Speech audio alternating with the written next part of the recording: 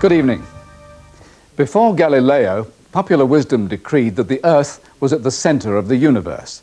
Now we know that we're at the edge of our galaxy, a rotating spiral of hundreds of billions of suns like our own, each with the possibility of having planets that could sustain life. But if there is life, what chance is there of it being like ours? We only built the first internal combustion engine about a century ago. Is it possible that an alien civilization has managed to cross the vastness of the galaxy to our planet? Some say there is evidence that they have. Our first story tonight takes us to an area of Scotland which has become known as the Falkirk Triangle. West Lothian, a small industrial region in central Scotland. The locals are a down-to-earth breed, not the sort you'd expect to spin tall tales and leave themselves open to ridicule. But their community has been gripped by a most unearthly phenomenon. Hey, look, it's a UFO.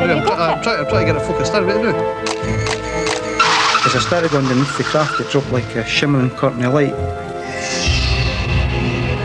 I want the Ministry of Defence to send somebody in here now and give the people an answer. Councillor Billy Buchanan is a popular local figure who's championed many causes, gaining a reputation as a man of the people. But even he was stunned when locals came to him with stories of strange objects in the skies. Well, I started in 1992. I received a knock at the door one evening, and there was a friend of mine who I've known for a number of years. He told me that he had an encounter on the back roads of Bonnybridge. He couldn't describe the format of it because the light was too intense, but it was hovering above the road, it was soundless, and he watched it for 10 minutes and it moved off at incredible speed. I put a small news item in the local newspaper, and that's when it began. This thing just appeared out in a farmer's field, and it was jumbo jet size. Really luminous, bright, objects just sitting there. I was terrified. Red, like lights at the top, clear lights in the middle, and blue lights at the bottom, and they were all spinning. It just looked like an oval red light. It was just sitting there. From there, the whole thing just snowballed. We had hundreds of people coming to the office or phoning us up to say we've seen things as well, and it became a sort of national story. In the first week, I think I had about 400 to 450 either telephoning or coming to my door telling me that they had seen something. One of the local residents keeping watch and logging claims of sightings was UFO researcher Malcolm Robinson. Our society checked through various avenues open to us to provide a rational explanation to account for these UFO sightings. We checked firstly with the police. We also checked through various airports. Then we also checked with meteorological stations to see if there were release of any weather balloons that may have overflown the area.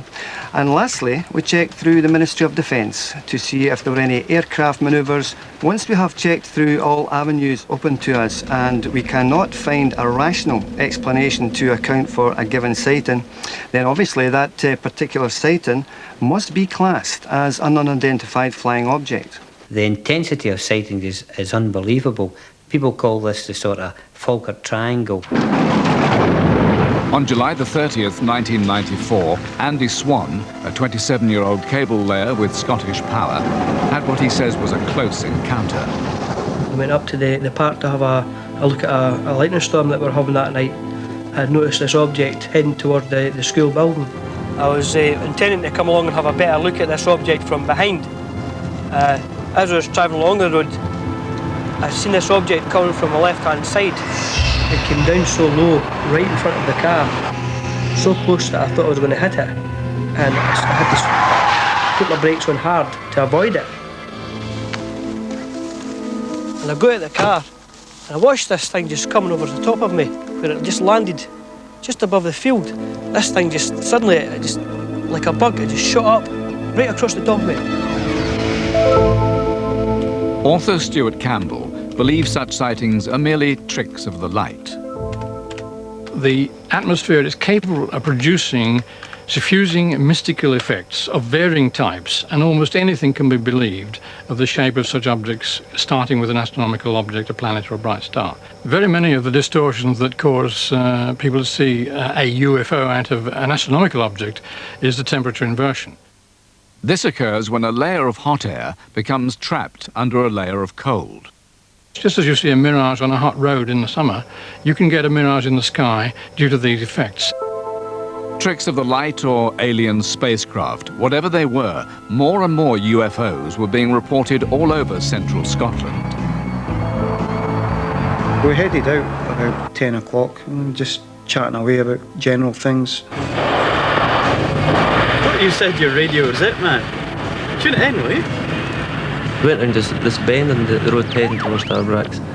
Something caught my eye just above the line of the top of the windscreen. What the hell's that?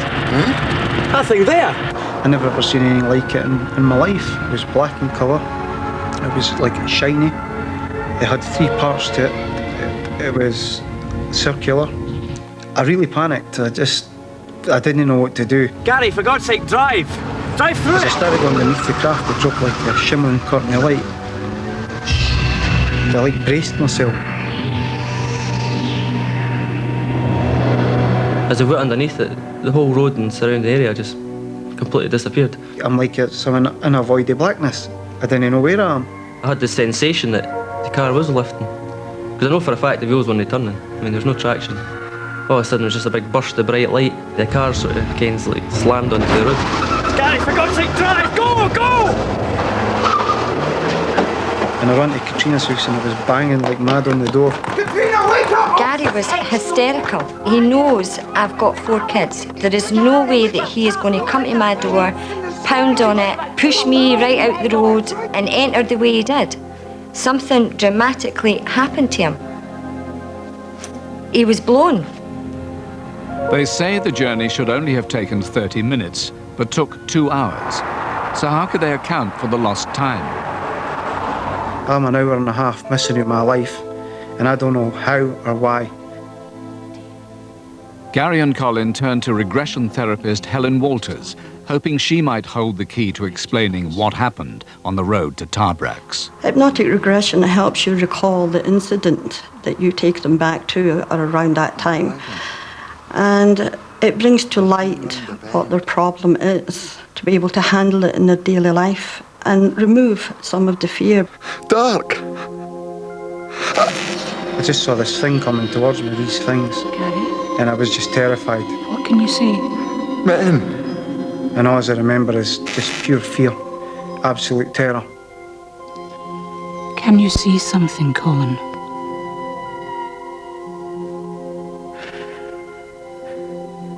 It's near my face. I mean, the next thing I can remember was like...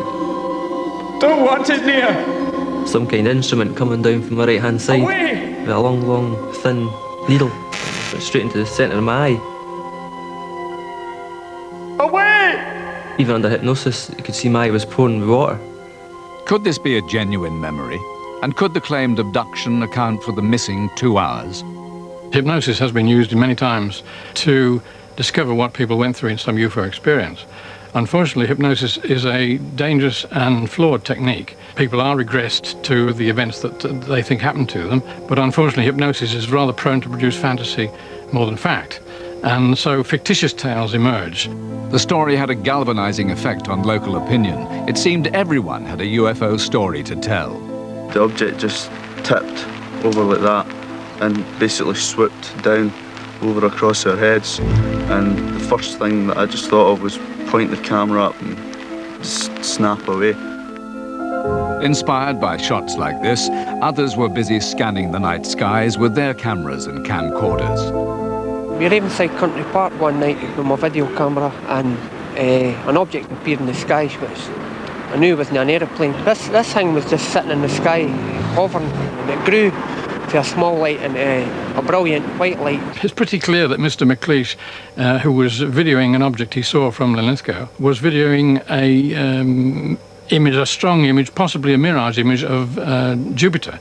And he's got a pretty clear image of that on his video. This video, shot above hills near Inverness, shows a number of brilliant objects dancing around the sky. They turned out to have been mirages of an aircraft which eventually comes into view. More difficult to write off, however, was an image recorded by Barry MacDonald and Jane Adamson. Well, I just saw this bright light. I thought it was a helicopter at first, and I just kept, and then All of a sudden I says, oh, Barry, there's a UFO. They're talking there. Barry, I'm telling you, that is a UFO. I'm serious, it's a UFO. It's a bright light. Barry, that is a UFO. When he wanted to pull over, I says, no, just keep going. And he says, no, we'll pull over. We ran out to the back of the vehicle, opened the boot up, and the camcorder was lying there. So I dived in and I grabbed it. I was trying to zoom it in and whatever it was, then I lost it a bit. Look at the colours. Of course it is. Trying to get a clear picture of it so people would believe me if I had it on evidence, on tape. It started off like around football, really bright, sort of tilted, went to its side, like a saucer shape. It was all a matter about, I'd say about 300-400 yards away. It was just like above the rooftops, kind of the houses, and then all of a sudden it just disappeared. For Billy Buchanan, this image, along with the other photographic evidence, was proof enough to take the fight for an investigation to the highest level. Earlier approaches to the then Prime Minister, John Major, and the MOD had been rebuffed for what the government saw as a lack of evidence. We've had numerous videos, numerous photographs. We've had all these people that's came forward and given us their accounts of what they've seen. If that's no tangible, what do they need? Do they need some sort of flying saucer or something to land in the middle of Bonnie Bridge? Me and Colin, in a court of law, we would be taken as two good witnesses, but because it's such a subject like this, it's looked on as if we're mentally disturbed or something else, and it's just no fair. We're only looking for answers like everybody else, nothing else. What we are dealing with are low-level, close proximity UFO sightings, sightings above cars, above rooftops, and if that's not a threat to national security, then we don't know what is. I'm writing a letter at this moment to Tony Blair, the new Prime Minister. I'm saying, you get in here and give us an explanation. Now, it might be a logical explanation or a rational explanation, but we demand an answer. So far, Councillor Buchanan's extraordinary request for a government inquiry hasn't been taken up. Meanwhile, in the Falkirk Triangle, residents report that the number of alien visitors is still increasing. But then, of course, that includes the English tourists who've come up to see what all the fuss is about. After the break, the mystery of an elusive beast stalking the English countryside.